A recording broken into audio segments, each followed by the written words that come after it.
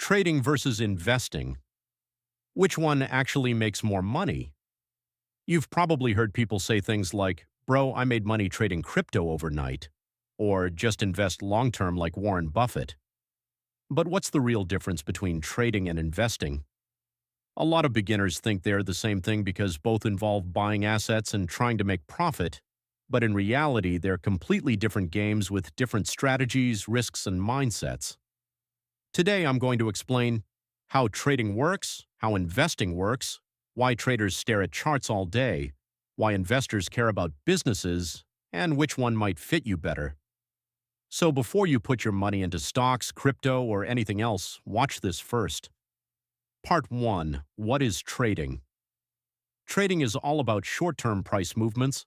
The goal is simple: buy at a lower price and sell at a higher price, sometimes within minutes, hours, or days. Traders don't usually care if a company is amazing long-term. They mainly care about one thing: will the price go up or down soon? That's why traders spend most of their time studying charts. How traders read charts. You've probably seen those red and green candles on stock or crypto charts before. Those are called candlestick charts. Green candles usually mean buyers are stronger and prices are moving up. Red candles usually mean sellers are stronger and prices are moving down. Traders use these charts to spot patterns and predict future price movements. This is called technical analysis. Technical analysis is basically studying market behavior and historical patterns to guess where prices might move next. And yes, I said guess, because no strategy is accurate 100% of the time. Simple trading example. Imagine a stock drops from $15 to $10. A trader studies the chart and thinks, okay, this selling might be slowing down. The price could bounce soon.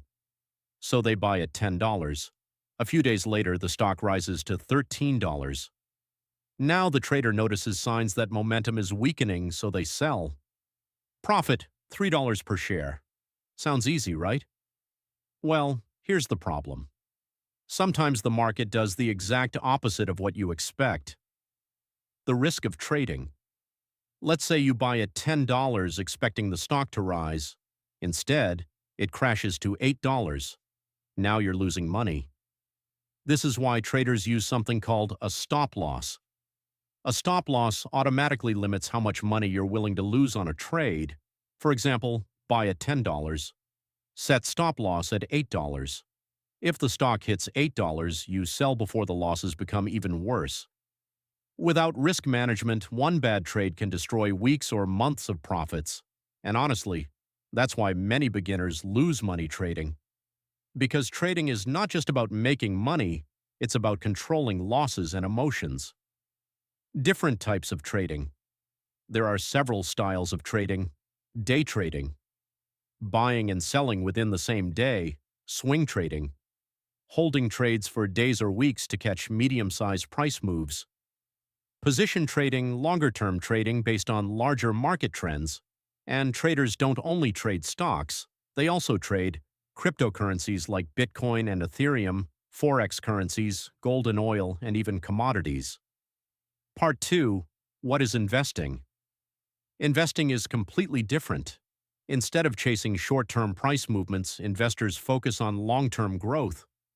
An investor buys assets believing they'll become much more valuable in the future. This usually means holding investments for years, sometimes decades. Unlike traders, investors care deeply about the business itself.